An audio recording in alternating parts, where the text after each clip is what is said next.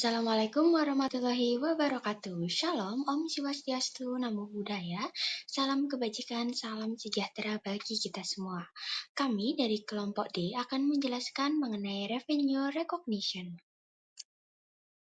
Sebelum itu, perkenalkan anggota kelompok kami, yaitu ada yang pertama Tarisa Nail ya, dengan NPM Mahir 247, kemudian ada saya sendiri, yaitu Dinda Rizky dengan NPM Mahir 262, kemudian ada Najwa Rahma dengan NPM Mahir 346. Baik, di sini saya akan menjelaskan tentang dasar-dasar pengakuan pendapatan. Pendapatan adalah salah satu ukuran kinerja keuangan terpenting yang dilaporkan perusahaan. Pendapatan memberikan wawasan tentang kinerja perusahaan di masa lalu dan masa depan, dan merupakan pendorong signifikan bagi ukuran kinerja lainnya seperti EBITDA, laba bersih, dan laba bersaham. Selanjutnya ada dasar-dasar pengakuan pendapatan. Yang pertama, memperkuat akuntansi, memberikan aturan yang lebih jelas tentang kapan pendapatan bisa dicatat. Kedua, meningkatkan transparansi, membuat laporan keuangan perusahaan lebih mudah dibandingkan, baik di dalam maupun antar negara. Ketiga, menyederhanakan proses, mengurangi beban kerja perusahaan dalam membuat laporan keuangan. Yang keempat, memberikan informasi lebih detail, membantu investor dan pihak lainnya membaca laporan keuangan untuk lebih memahami pendapatan perusahaan. Selanjutnya ada standar pengakuan pendapatan. Standar akuntansi terbaru untuk pengakuan pendapatan menggunakan pendekatan aset dan liabilitas. Artinya pendapatan diakui dan diukur berdasarkan perubahan aset dan liabilitas yang terjadi selama kontrak dengan pelanggan. Yang pertama, standar baru lebih mempertahankan perubahan aset dan liabilitas perusahaan sebagai dasar pengakuan pendapatan. Kedua, disiplin dalam pengukuran. Dengan fokus pada aset dan liabilitas, pengukuran pendapatan menjadikan lebih terstruktur dan akurat sepanjang masa kontrak. Selanjutnya ada ikhtisar contoh proses 5 langkah ARPUS. Yang pertama-tama, kita harus menentukan apakah ada kontrak yang sah antara PAN dan Tailor. Yang kedua, mengidentifikasi kewajiban kinerja PAN jika ada. Ketiga, PNAR harus menentukan harga transaksi terkait penjualan kopi tersebut. Keempat, PAN harus mengalokasikan harga transaksi untuk semua kewajiban kinerja. Kelima, pendapatan diakui pada saat kewajiban pelaksanaan dipenuhi. PAN memenuhi kewajiban kinerja ketika Tailor memperoleh kendali atas kopi. Kemudian proses 5 langkah dalam pengakuan pendapatan. Yang pertama ada identifikasi kontrak, yaitu kontrak adalah perjanjian yang menciptakan hak dan kewajiban yang dapat ditegakkan. Kemudian yang kedua adalah identifikasi kewajiban kinerja, yaitu janji untuk memberikan produk ataupun layanan yang dianggap terpisah jika produk ataupun layanan dapat diuntungkan secara mandiri. Kemudian yang ketiga adalah menentukan harga dari transaksi, yaitu jumlah yang diharapkan dan diterima dari pelanggan. Kemudian yang keempat adalah alokasikan harga ke kewajiban kinerja, yaitu jika ada beberapa kewajiban kinerja, maka akan dialokasikan berdasarkan nilai wajar relatif. Kemudian yang kelima yaitu adalah mengakui pendapatan saat pelanggan memperoleh barang ataupun jasa, baik pada titik waktu tertentu atau secara bertahap. Selanjutnya adalah akuntansi untuk masalah pengakuan pendapatan. Yang pertama ada retur penjualan dan potongan harga, yaitu pengembalian barang oleh pelanggan dan pengurangan harga. Kedua adalah mengurangi pendapatan perusahaan.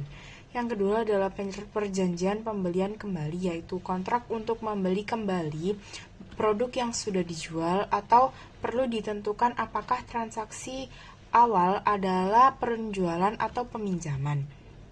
Yang ketiga adalah pengaturan tagih-menagih, tagih dan tahan, yaitu penagihan dilakukan tapi barang belum dikirim atas permintaan tersebut. Selanjutnya yang keempat adalah hubungan prinsipal agen yaitu menentukan peran perusahaan, pemilik utama atau hanya perantara. Kemudian mempengaruhi cara pengakuan pendapatan. Yang kelima adalah konsinyasi atau pemilik mengirim barang ke pihak lain untuk dijual atau pendapatan diakui saat barang terjual. Yang keenam adalah garansi, yaitu jaminan produksi atau jasa kepada pelanggan. Ini perlu mencatatan perkiraan biaya garansi. Yang ketujuh ada biaya di muka tidak dapat dikembalikan, yaitu pembayaran awal yang tidak bisa diminta kembali. atau pengakuan pendapatan tergantung kewajiban di masa depan. Baik, selanjutnya saya dan rekan saya akan menjelaskan tentang subbab presentation and disclosure. Selanjutnya, saya akan menjelaskan tentang presentation. Pendekatan aset dan kewajiban dalam pengakuan pendapatan ini melihat transaksi sebagai pertukaran antar aset dan kewajiban. Ketika suatu perusahaan memberikan barang atau jasa, mereka mendapatkan hak untuk menerima imbalan. Sebaliknya, jika perusahaan penerima pembayaran di muka, mereka memiliki kewajiban untuk memberikan barang atau jasa. Jenis-jenis aset kontrak ada dua. Yang pertama, hak tanpa syarat. Perusahaan sudah memenuhi kewajiban dan berhak atas memberikan imbalan penuh. Yang kedua, ada hak bersyarat, yaitu perusahaan baru berhak atas imbalan setelah memenuhi kewajiban tambahan. Selanjutnya ada modifikasi kontrak. Jika ada perubahan dalam kontrak, perusahaan harus menentukan apakah ini merupakan kontrak baru atau hanya modifikasi dari kontrak yang ada.